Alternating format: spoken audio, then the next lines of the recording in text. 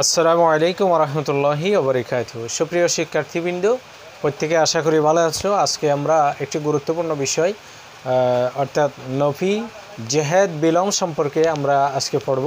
অর্থাৎ ফেলে মুদারের শেষে জজম প্রদানকারী হরফ অর্থাৎ লমের বর্ণনাটা আমরা আজকে পড়ব ফেলের ক্ষেত্রে। তার আগে বলবো যে যারা আমাদের এই ক্লাসটুকু আজকে দেখতেছো, সহজ আরবি কাওয়াইদ শিক্ষা এই ক্লাসটুকু, এই পড়াটুকু যারা দেখতেছো এবং আপনারা যারা দেখতেছেন, আপনাদের ছেলে মেয়ে বা মাদ্রাসায় পড়ে থাকলে তাদেরকে ক্লাসটুকু শোনাবেন। এই জন্য আমাদের ইউটিউবের মধ্যে হুসাইন আহমদ এই পেজটি আপনারা প্রত্যেকে সাবস্ক্রাইব করে দিবেন এবং অল বাটন দিয়ে দিবেন, যাতে পরবর্তী ক্লাসগুলো ধাপে ধাপে দেখানো হয়। এরপরে ফেসবুকে ফলো দিয়ে দিবেন, যাতে আমাদের ক্লাসগুলো আপনাদের কাছে পৌঁছে যায়। তাহলে আমরা এবার কথা না বাড়িয়ে মূল পড়াতে যাই। যেহেতু আজকে আমরা পড়ব নফি জেহেদ বিলম। নফি জেহেদ বিলম মারুফ, এটা যদিও মুদারের ভিতরের অংশ, কিন্তু এটা অর্থ প্রকাশ করে অতীতকালের ক্ষেত্রে, অতীতে, মানে এটা অনেকটা পুরাঘটিত, অর্থাৎ ঘটমান অতীত, পুরাঘটিত ঘটমান অতীত, অর্থাৎ ফাস্ট পারফেক্ট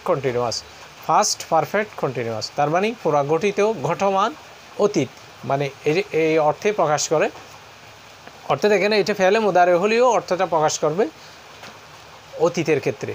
যেমন এবার আমরা একটু মূল বর্ণনাতে যাই। নফি জেহেদ বিলম, এখানে মূল বর্ণনা হচ্ছে এটা কিভাবে গঠিত হয়। মুদারে এর সিগার শুরুতে লাম, এই যে স্ক্রিনে দেখো লাম মিম জাবার লাম, এটা যুক্ত হবে। লাম যুক্ত হলে ফাঁস সিগার শেষে সাকিন প্রদান করবে।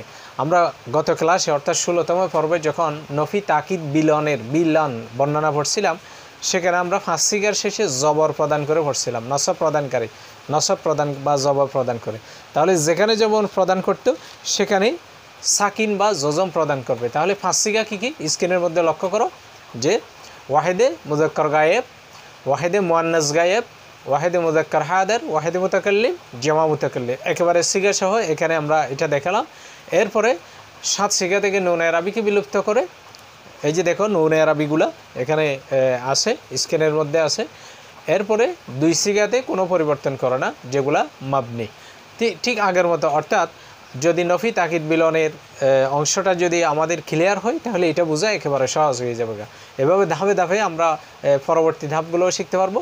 এরপরে দেখো এবার আমরা একটু আলাদাভাবে ভিন্ন শব্দ দিয়ে আবার একটু একসাথে আগে পড়ছিলাম, যে অর্থাৎ আমেল পরিবর্তনকারী, ওই যে সাকিন হয়েছে এগুলা 5টি সিগার শেষে, এরপরে 7 সিগা থেকে নুন আরবি আলাদা আলাদা, তারপরে যে 2 সিগায় পরিবর্তন করে না, এটা আমরা আগে দেখে নিয়েছি।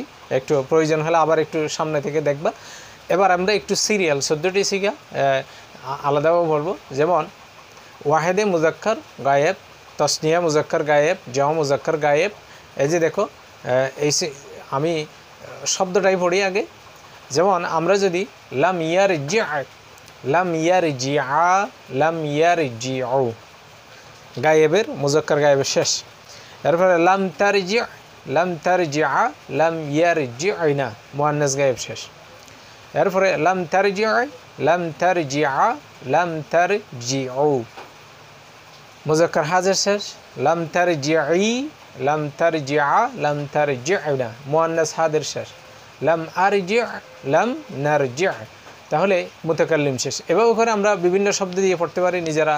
যেমন জালাসা ইয়াজলি, অর্থাৎ ইয়াজলিসু দিয়ে যদি রূপান্তর করা, লাম ইয়াজলিস, লাম ইয়াজলিসা, লাম ইয়াজলিসু, লাম তাজলিস, লাম তাজলিসা, লাম ইয়াজলিসনা, লাম তাজলিস, লাম তাজলিসা, লাম তাজলিসু, লাম তাজলিসি, লাম তাজলিসা, লাম তাজলিসনা, লাম আজলিস, লাম নাজলিস। তার মানে এই যে দেখো এটা অতীতকালের অর্থ প্রকাশ। যেমন লাম ইয়াজলিস, সে বসেনি, তার মানে সে বসেনি, মানে অতীতের অর্থ প্রকাশ করে।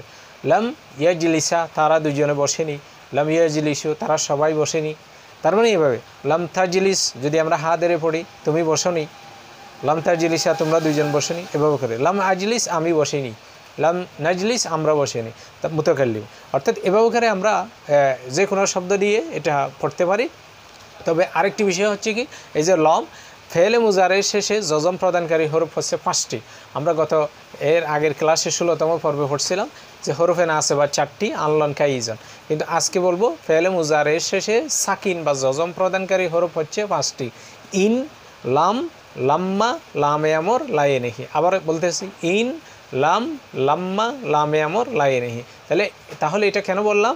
এই যে লাম আমরা এখানে পড়ে নিচ্ছি, তাহলে লামে আমর, লায়ে নেহি এগুলো যেহেতু আমরা সামনে পড়বো, এই জন্য আমাদেরকে বিষয়টা জানা রাখতে হবে। এটা যদি জানি তাহলে আমাদের পরবর্তী এই যে পর্বগুলো আমাদের সহজভাবে শেখা হয়ে যাবে। প্রত্যেকে ভালো থাকো।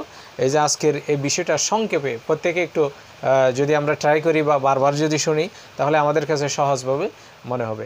সবাই ভালো থাকো। আসসালামু আলাইকুম ওয়া রাহমাতুল্লাহি ওয়া বারাকাতুহু।